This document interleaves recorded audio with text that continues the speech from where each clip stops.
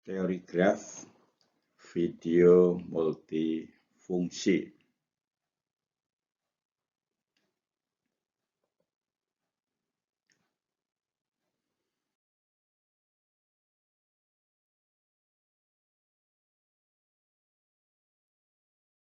Submateri 2.1 video multifungsi ini sebagai teknologi asistif yang digunakan untuk perkuliahan bagi kelas inklusif. Ada mahasiswa yang tunarungu dan ada yang reguler.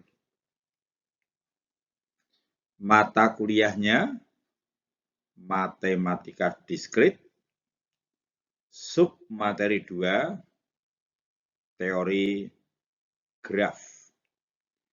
Dikembangkan oleh tim pelaksana tugas dosen-dosen FMIPA Universitas Negeri Semarang.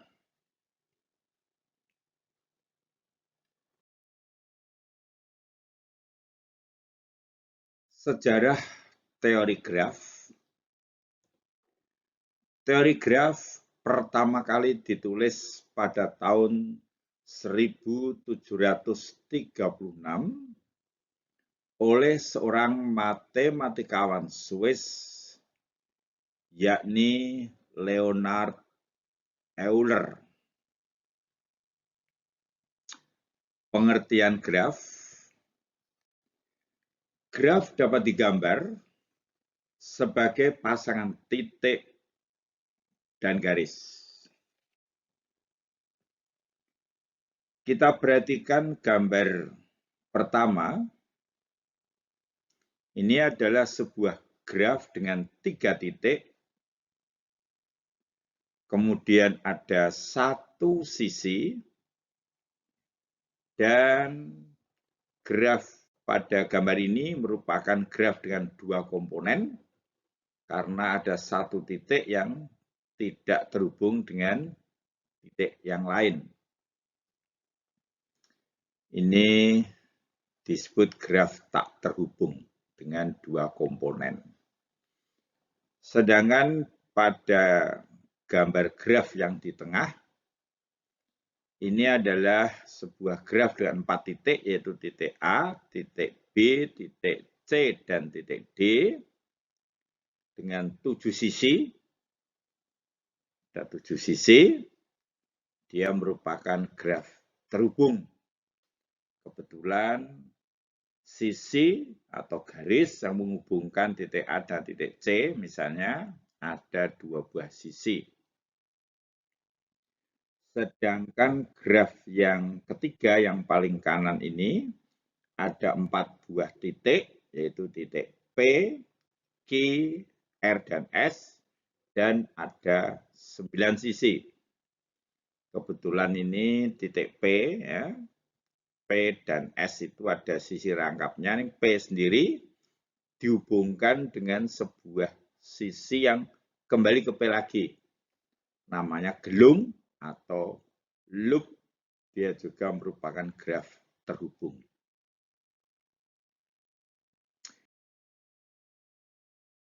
Ini adalah contoh graf yang lain, ya. Ini diberi nama graf G1, ini graf G2, graf G3.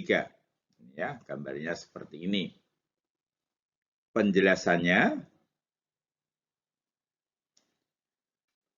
sebuah graf boleh tidak mempunyai sisi, tapi minimal punya satu titik. Kemudian, sebuah sisi mempunyai 2 titik, yaitu pada ujung-ujung sisinya.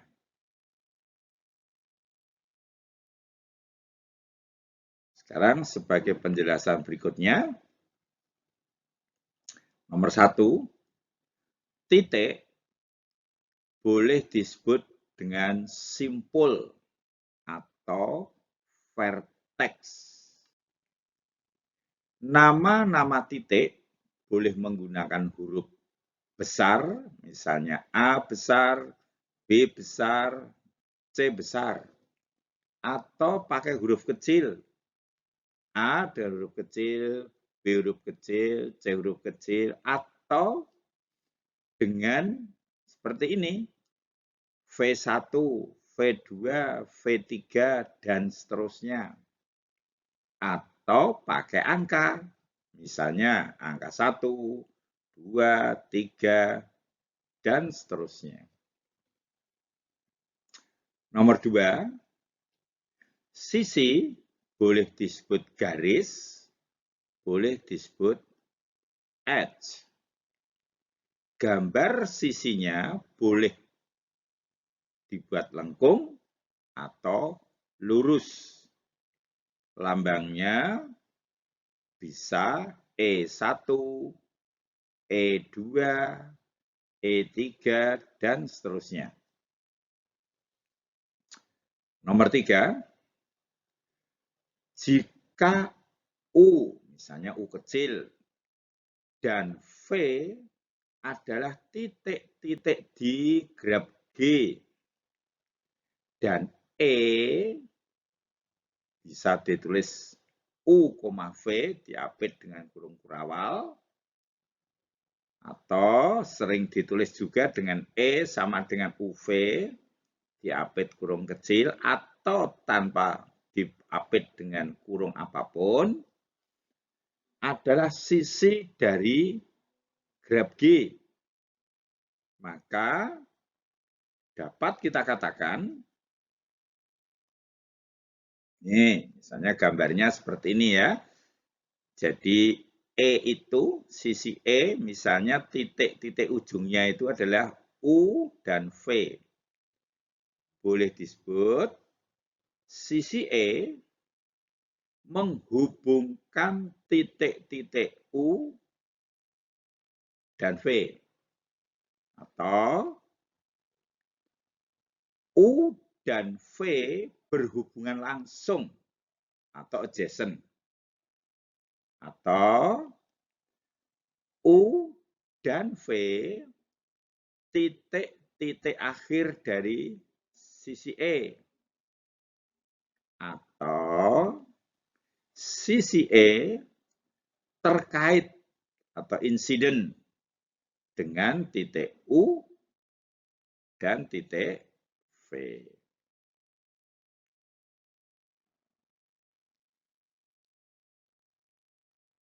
Ada pemberitahuan, sebuah graf boleh tidak mempunyai sisi, tetapi minimal mempunyai satu titik. Kemudian sebuah sisi mempunyai dua titik, yaitu terletak pada ujung-ujung sisinya. Berbeda dengan konsep pada geometri. Ya. Penjelasan yang keempat, kalau ada lambang seperti ini, V dalam kurung G, ya, ini namanya lambang harga mutlak, ini artinya atau boleh dibaca banyaknya titik-titik di graf G. Saya ingatkan minimal harus ada satu titik. Kalau tulisan EG diapit dengan diberi tanda harga mutlak, ini adalah banyaknya sisi-sisi di graf G. Jadi kalau V singkatan vertex ini menyatakan banyaknya titik, kalau E edges menyatakan banyaknya sisi. Nomor 6, kalau tanpa tanda harga mutlak hanya V dalam kurung G, ini artinya himpunan titik-titik di graf G dan tidak boleh kosong. Sedangkan nomor 7, kalau EG, E diikuti dengan G di kurung kecil, ini adalah himpunan sisi-sisi di G.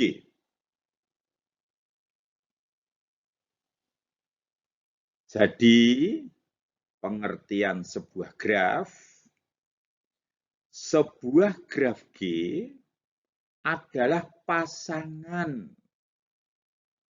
dari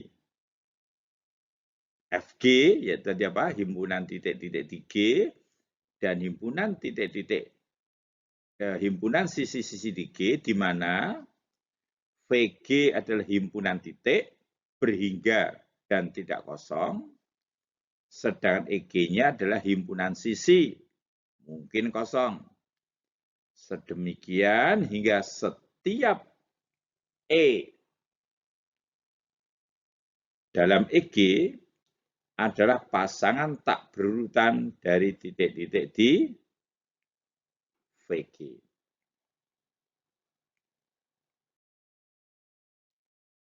Sekarang istilah-istilah dalam graf. Ini yang pertama.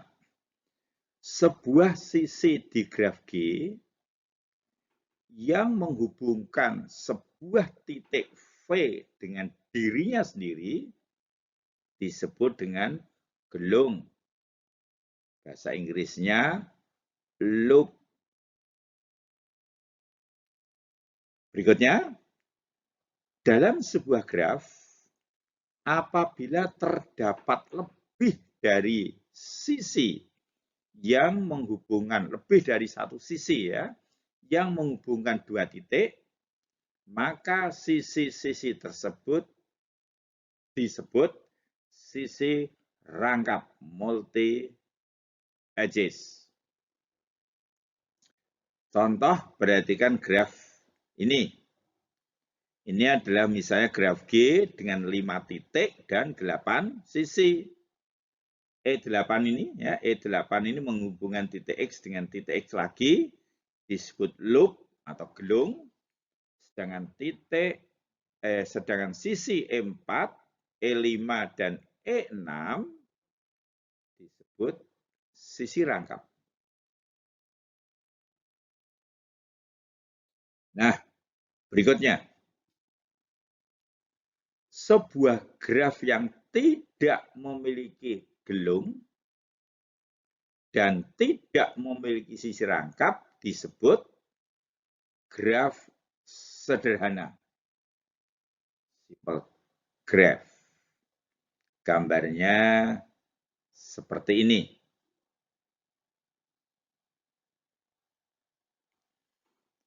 Kemudian berikutnya, graf yang memiliki sisi rangkap tetapi tidak memiliki gelung disebut graf rangkap atau multi graf. Ini contohnya graf yang sebelah kiri, graf G misalnya, dia merupakan graf sederhana karena tidak mempunyai gelung dan tidak mempunyai sisi rangkap. Gambar graf yang sebelah kanan tidak ada gelung dan dia punya sisi rangkap ini. Nah ini ya, maka graf M itu namanya graf rangkap. Berikutnya, sekarang apa yang dinamakan graf komplit? Graf komplit diberi lambang dengan KN seperti ini. N-nya indeks. KN disebut sebagai graf komplit dengan N titik. Yaitu graf sederhana, harus sederhana, di mana setiap dua titik dihubungkan dengan sebuah sisi. Ya, setiap dua titik dihubungkan dengan sebuah sisi. Sedangkan kalau diberi tanda garis di atasnya, namanya bar ya, jadi KN, bar, lambang seperti ini, disebut graf kosong dengan N titik. Yaitu graf dengan N titik yang tidak punya sisi. Nah, gambarnya seperti sebelah kanan ini. Graf yang kiri itu disebut graf komplit dengan berapa itu? Dengan 5 titik. Kalau gambar sebelah kanan adalah graf kosong dengan 5 titik. Ya. Ini lambangnya seperti ini.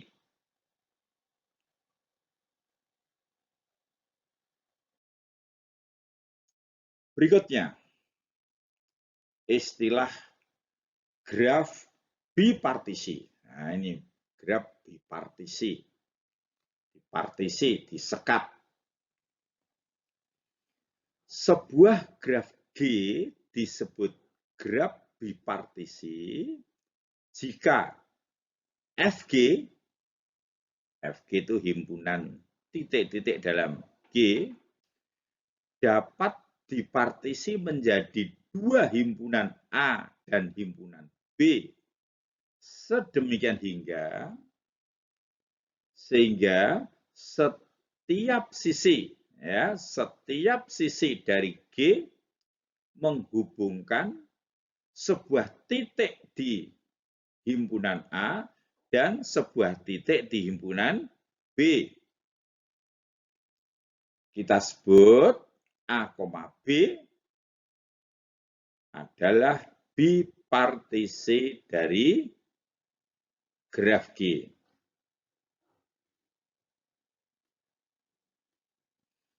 Selanjutnya,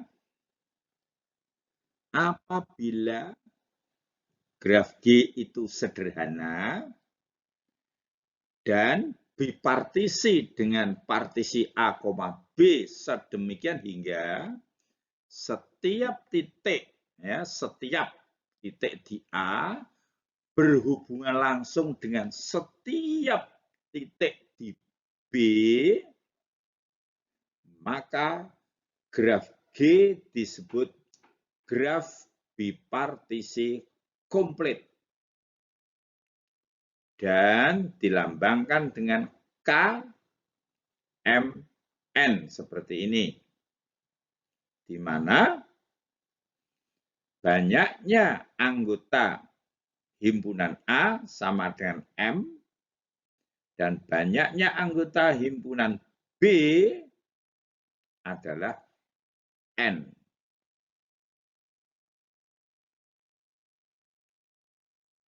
Nah, gambarnya seperti ini. Ya.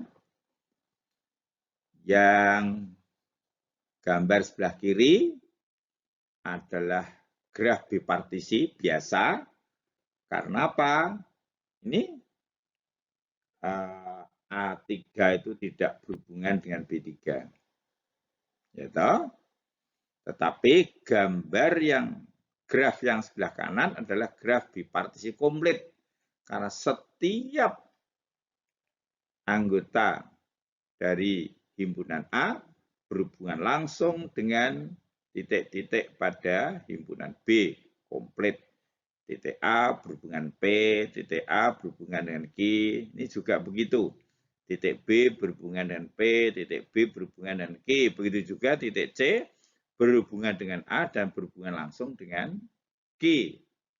Jadi graf yang di sebelah kanan disebut graf bipartisi komplit. Nih, ini boleh diberi lambang K 3,2.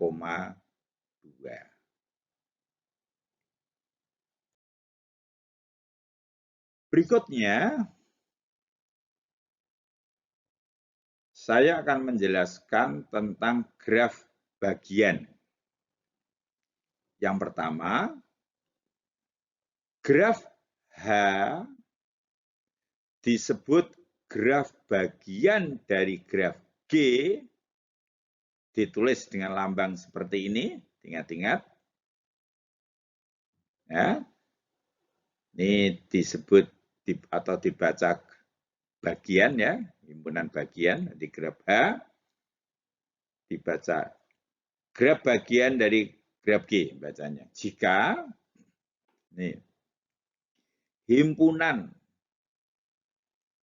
dari graf ini ya, himpunan titik-titik pada graf H ini adalah subset atau subset dari apa ini himpunan titik-titik di G, dan begitu juga himpunan sisi-sisi graf H juga merupakan subset dari himpunan sisi-sisi di G. Dengan kata lain, baik titik-titik di H maupun sisi-sisi di H merupakan subset ya, dari graf G. Himpunan titik juga subsetnya himpunan titik di G. Himpunan sisi dari H juga subset dari himpunan sisi di G. Tuh. Berikutnya, ini kalau, nah ini ya, semua titik di graf H itu sama dengan apa? Semua titik di G, ya, kalau himpunan sisinya boleh subset, tapi semua titik kedua himpunan sama, maka graf H disebut graf bagian rentang atau spanning subgraph dari G. Nah, gambarnya nanti kita tunjukkan sekaligus ya. Ini istilah dulu. Jadi ada graf bagian saja, ada graf bagian rentang, yang terakhir graf ini ya, graf bagian dari G yang dibangun oleh himpunan titik-titik V1 ya, dengan catatan bahwa himpunan titik-titik V1 subset dari himpunan titik-titik di G. Ditulis seperti ini.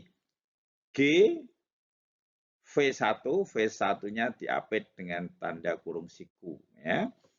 Ini disepakati adalah graf bagian dari G yang himpunan titiknya adalah V1.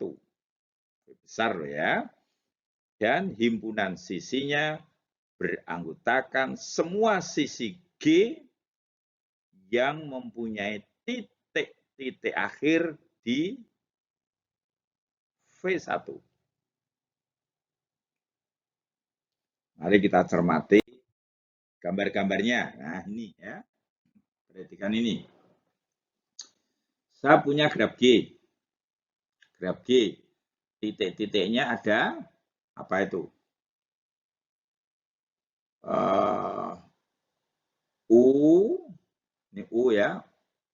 W, U, V, W, X, Y, Z ada berapa? 1, 2, 3, 4, 5, 6. Ya, ada 6 titik. Nah, maka ini misalnya graf H1 selama kita mengambil sebagian titik dari miliknya G dan sebagian sisi dari miliknya G, maka graf H1 itu namanya graf bagian dari G. Tuh.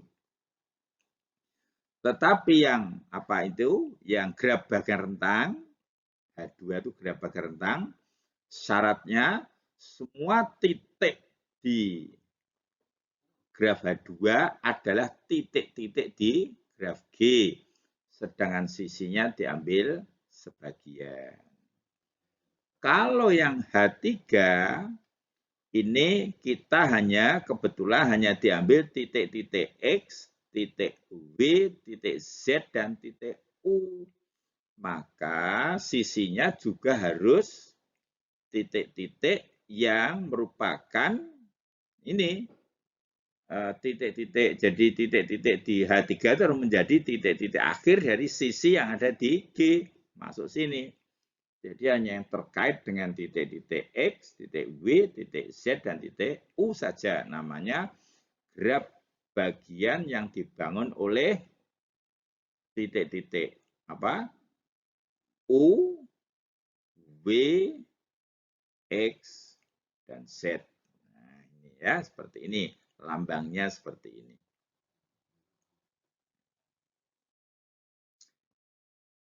Berikutnya, kalian semua ya, sebelum saya akhiri perkuliahan kita pada hari ini, kalian ada tugas berupa soal yang wajib kalian kerjakan di Elena.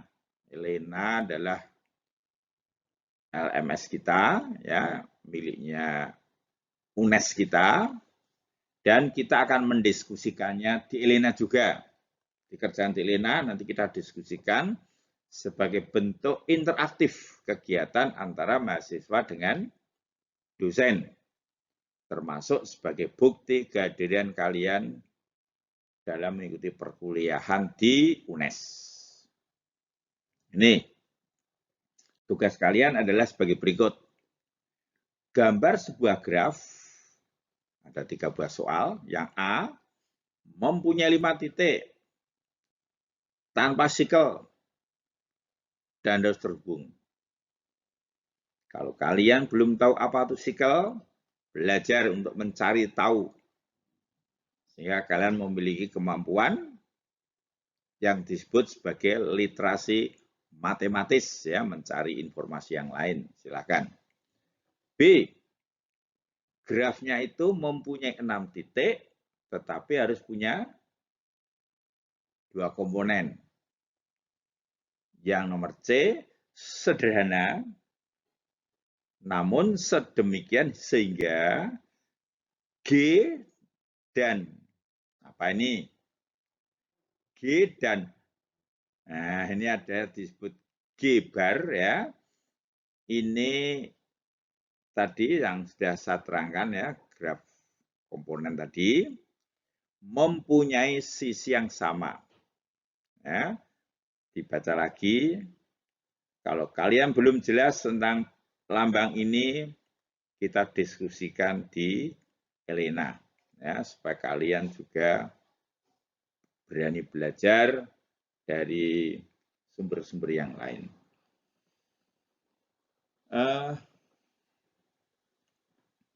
Sekian dulu untuk hari ini.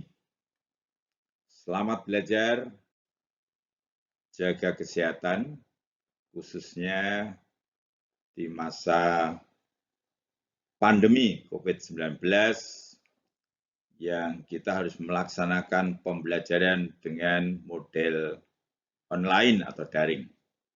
Sampai jumpa minggu depan.